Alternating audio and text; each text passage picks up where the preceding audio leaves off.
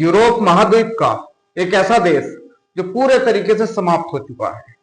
जी हां, हम बात कर रहे हैं यूगोस्लाविया की, जो प्रथम विश्व युद्ध के बाद बनता है और 1980 के बाद बिखरना शुरू हो जाता है और 1991 में उसके टुकड़े होने शुरू हो जाते हैं।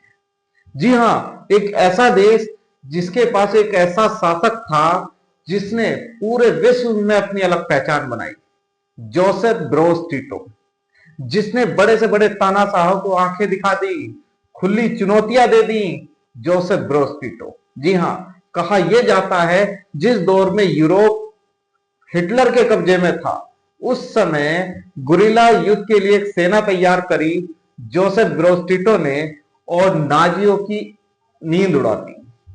इवन कहा यह जाता है सोवियत संघ का सबसे बड़ा शासक कहलाए जाने वाला स्टालिन डिक्टेटर, जिसके ऊपर कई करोड़ लोगों की हत्याओं का इल्जाम भी है, इस जोसेफ टीटो ने उसको भी खुली चुनौती दे दी थी। जी हां, और जब द्वितीय विश्व युद्ध समाप्त हुआ तो यूगोस्लाविया का नेता बनकर उभरते हैं टीटो, और वह बड़े लोकप्रिय थे वहां पर, और वह वहां के प्रधानमंत्री बनते हैं और उसके आगे चल के कुछ समय के बाद वो वहां के राष्ट्रपति भी बनते हैं। टीटो का संबंध भारत से भी बहुत गहरा रह चुका है, क्योंकि उस दौर में एक दो शक्तियां थी सबसे बड़ी, जिन्हें हम सोवियत संघ और यूनाइटेड स्टेट्स के नाम से जानते हैं, जिनके बीच में कोल्ड वार चलता है।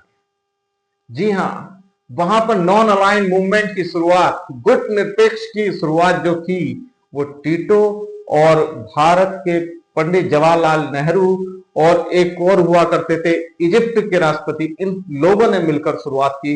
लेकिन मुख्य हीरो जो बने वो टीटो और नेहरू जी बने। जी हां, जिन्होंने उन दोनों के साथ जाने से मना कर दिया और ये कहा कि हम युद्ध नहीं चाहते हैं।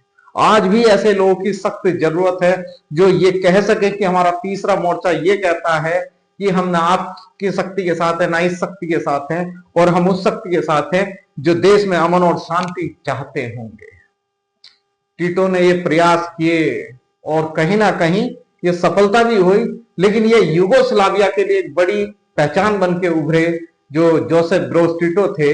लेकिन 1980 तक तो इन्होंने देश को बांध के रखने की कोशिश की, लेकिन ऐसा क्या हुआ कि यूगोस्लाविया पूर्ण रूप से बिखरने लगा इनकी मृत्यु के बाद।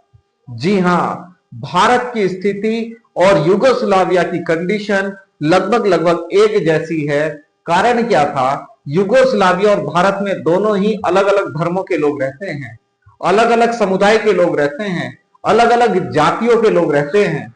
लेकिन ऐसा क्या हुआ कि यूगोस्लाविया बिखर गया और भारत खड़ा है और रहेगा। कारण इसके पीछे है, वहां कम्युनिज्म बात हुआ, मतलब विचारधारा उनकी कम्युनिस्टवाद वाली थी, लेकिन वर्क वो सोशलिस्ट वाला कर रहे थे। कौन? टीटो। तो इस स्थिति में क्या होता है, क्योंकि टीटो तो बेहतर व्यक्ति थे, जनता उनका सम्मान करती थी, लेकिन जहां ऐसी विचारधारा होगी जहां सिर्फ एक व्यक्ति को फॉलो किया जाएगा, तो उसके मरने के उपरांत क्या होगा? जी वही हुआ कि वह देश बिखर गया। लेकिन जिस देश में जहां पर यह चीज होगी कि एक विचारधारा को फॉलो किया जाता हो, क्या वो देश कभी बिखर सकता है? जी हाँ, हम बात कर रहे हैं भारत की। और दूसरा एक सबसे बड़ा अंतर क्या था, यूगोस्लाविया 1918 में बना है और भारत देश कभी बना नहीं है, भारत देश पहले से ही है। जी हाँ, दूसरी चीज क्या होती है कि वहां पर क्रिश्चियंस भी अलग अलग कैटेगरी के थे, जिस तरीके से आप नाम सुनेंगे कैथोलिक, ऑर्थोडॉक्स इत्यादि वहां पर रहते थे। कहां की बात कर रहे हैं? यूगोस्लाविया की। यहाँ पर मुस्लिम आबादी भी थी, जातियां भी कुछ अलग अलग थी, सर्बियंस थे, क्रोट्स कहा जाता है, बोस्नियंस हुआ करते थे, लेकिन इनमें आपसी लड़ाइयां बहुत रहती थी।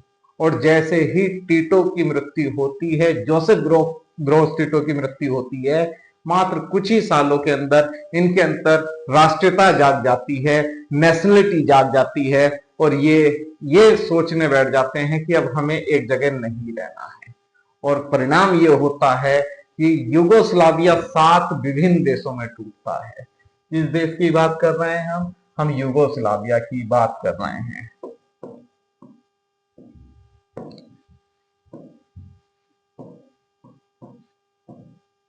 यूगोस्लाविया